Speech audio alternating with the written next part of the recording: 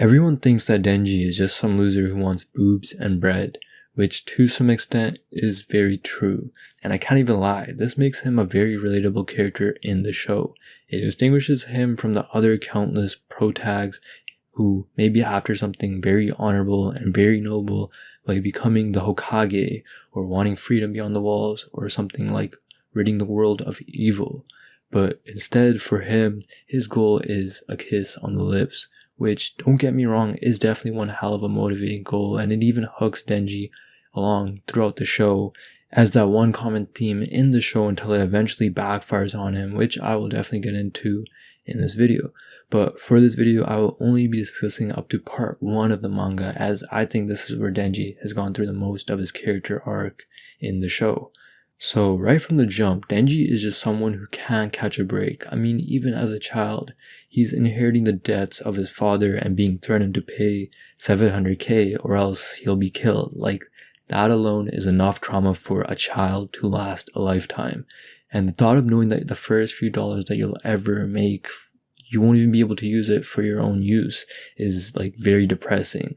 Like, when I remember I got my first few paychecks paid to me, I was using it to buy new shoes, new clothes, a new chain, and life felt good as I was able to spend my money how I chose. But don't get me wrong, I know that there are people who don't get to just spend their money frivolously as they choose, but to that I would just say you gotta do what you gotta do in your own type of situation that you're put in. But at least just don't, no matter what, eat a cigarette for 100 yen. Please.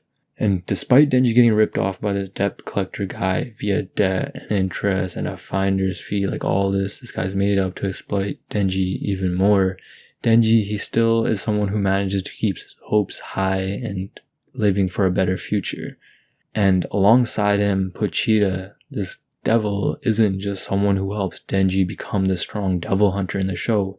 He represents companionship and support for Denji throughout his struggles. Most of us, can relate to something like this. We've probably had a pet, a hobby, or a person that made rock bottom bearable. And for Denji, his goal isn't to change the world. It's simply for him and Pochita to be able to sleep under a roof and be able to be well fed for the day. And moving on throughout the show, Makima, she becomes Denji's dream girl on a sticky note. She presents this lifestyle, work for me and you'll get the good life. It's clearly a classic bait and switch. She'll give him jam on toast, a soft bed, head pats and all. And Denji, of course being Denji, he falls head over heels for this kind of lifestyle. It's like an example of someone, your friend, and telling you to invest in this one shitcoin to like 10x your money instantly. But, days go by and you're barely even breaking even. And he's just telling you, yo, just hold on and it'll eventually pay off. But it never does. And she's just like this. But then again, Denji, there are moments that he does self-reflect on the way that she treats him. The way that she treats him like a dog that's on a leash. And despite this, he still obeys her, of course. Still loves her. Why is this? You can use something in psychology to explain this, known as trauma bonding. He's staying with someone despite them being toxic because the highs feel like love, when in reality it's fake love to manipulate him. And Makima, using this to manipulate Denji, she knows exactly how to control Denji's psychology through her actions to get him to do exactly what she wants, like she's dangling a carrot on a stick for him to follow. It's just that simple for her. Soon enough, Denji does end up meeting the 2 second most important people in his life, Aki and Power. But at first, it's not straightforward, as they do have their own ups and downs, trying to kill each other and then finally coming to peace with each other. And then eventually they do come together, and Aki's like that strict dad who smokes too much. Power is like that demon sister, who tries to steal your food. But together, they're Denji's first taste of a normal life, of a normal family.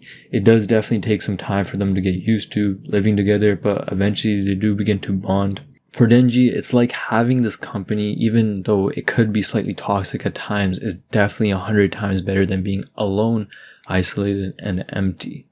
And this trio proves that Denji, his growth isn't just about becoming this strong chainsaw devil, power leveling and getting stronger.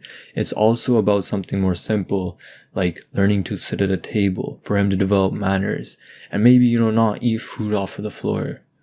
And even though after all of this, he's got the power of the chainsaw devil, he's got people in his circle, a purpose, despite how lustful that might be, there's still this heavy door behind the notes. It's like an itch that there's still something missing.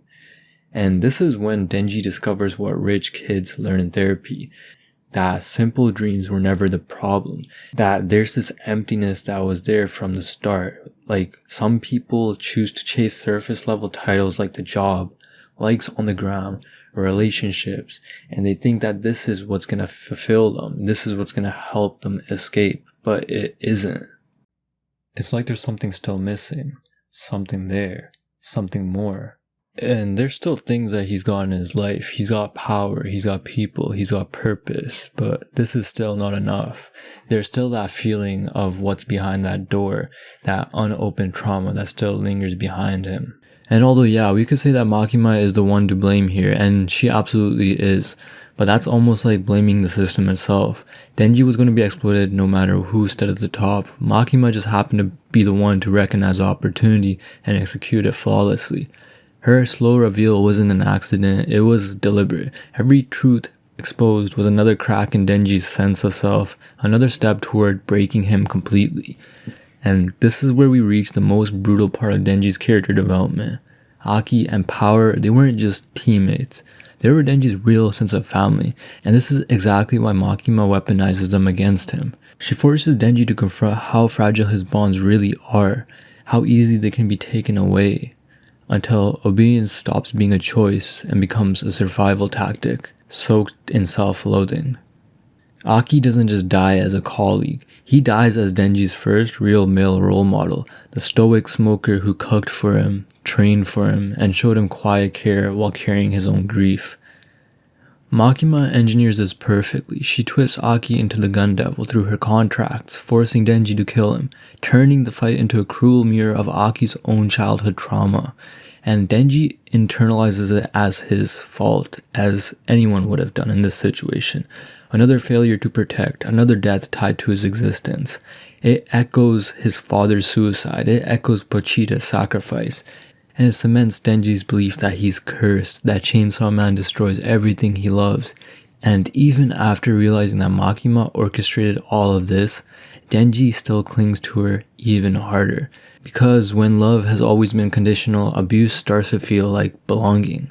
That's just cognitive dissonance at like a crazy scale.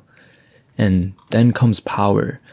She's literally the icing on the cake. Makima, she lures her out with a fake cat rescue and, kills her on Denji's birthday.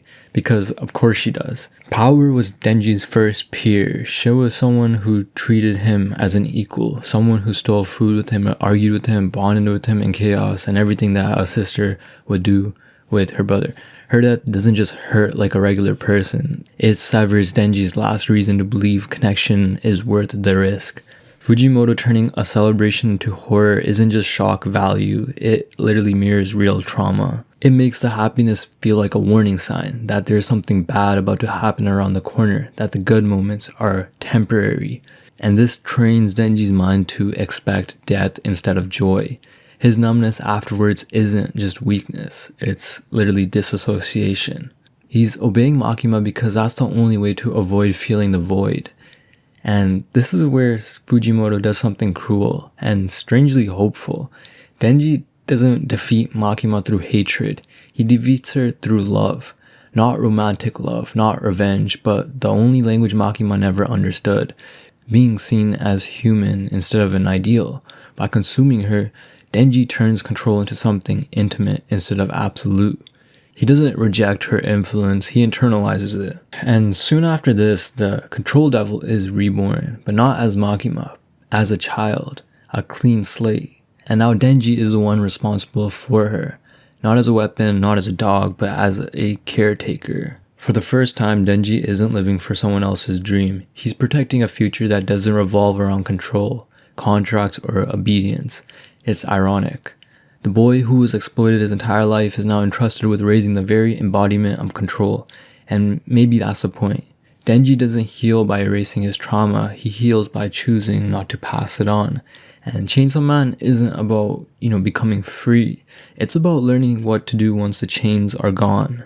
There's a lot you can learn from Chainsaw Man and the character of Denji, not just about just the plain fighting scenes that are depicted in the show, but the meaning behind each of the events that Denji goes through as a character and how it affects him as a person. And we get to really understand the psychology of how these things impact him in a way.